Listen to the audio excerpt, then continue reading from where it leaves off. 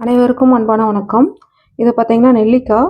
எல்லாத்துக்குமே தெரியும் இது சீசன். ஓகேங்களா? நெல்லிக்காய் சீசன். அடுத்தது பார்த்தீங்கன்னா வெள்ளரிக்காய் சீசன். வெள்ளரி பழமாவும் கிடைக்கும், காயாவும் கிடைக்கும். பழமா நான் வாங்கியிருக்கேன். இதில் பார்த்தீங்கன்னா சீக்கிரம் இந்த மாதிரி இது இருக்கும். அதாவது சில நெல்லிக்காய் வாரக்கணக்கில் 10 நாள் 15 நாள் வரைக்கும் வச்சுருந்தாலும் ஒன்றுமே ஆகாது. இந்த நெல்லிக்காய் பொறுத்த வரைக்கும் மரத்துலேருந்து பறித்து ஒரு 3 நாளுக்கு மேலே வச்சு ஒரு 4 நாளுக்கு மேலே வச்சுட்டோம்னா இந்த மாதிரி இருக்கும். ஏன்னு கேட்டிங்கன்னா எந்த ஒரு பூச்சி மருந்து இந்த மாதிரி எதுவுமே அடிக்காமல் நம்ம மரத்துலேருந்து நம்ம பறிச்சது. ஓகேங்களா? அதில் இந்த மாதிரி அடிப்பட்ட மாதிரி அதிகமாக இருக்கும். இந்த மாதிரி ஒரு 3 நாளுக்கு மேலே வச்சிட்டோம்னாலே இந்த மாதிரி இது வந்துடும்.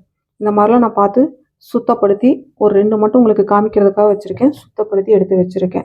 நான் நல்லா காய வச்சு, அதாவது காய வச்சுனா காஞ்ச தண்ணியில், வெதுவெதுப்பான தண்ணியில் நல்லா கழுவி சுத்தமாக எடுத்து வச்சுருக்கேன். தொடச்சி வச்சுருக்கேன். ஓகேங்களா? இதையும் தான் நம்ம இப்போ சீசனுக்காக நம்ம ஜாம் செய்ய போகிறோம்.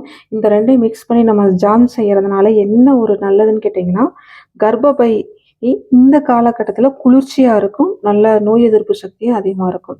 ஒரு சிலருக்கு இந்த காலகட்டத்தில் வயிறு வலி அதிகமாக இருக்கும். அந்த மாதவிடாய் சமயத்தில் வலியும் அதிகமாக இருக்கும். ஃப்ளோட்டிங்கும் சரியாக இருக்காது. அந்த ரத்தம் போக்குங்கிறது சரியாக இருக்காது. ஒரு சிலருக்கு மாதவிடாய் இல்லாத நேரத்துலையும் வயிறு இழுத்து பிடிக்கிற மாதிரிலாம் ஒரு வலி இருக்கும். அந்த மாதிரி சமயத்தில் நீங்கள் வெறும் நெல்லிக்காயை மட்டும் ஜாமா செஞ்சு சாப்பிட்லாம். வெறும் நெல்லிக்காயை அப்படியே சாப்பிட்லாம். ஜூஸாக போட்டு சாப்பிட்லாம்.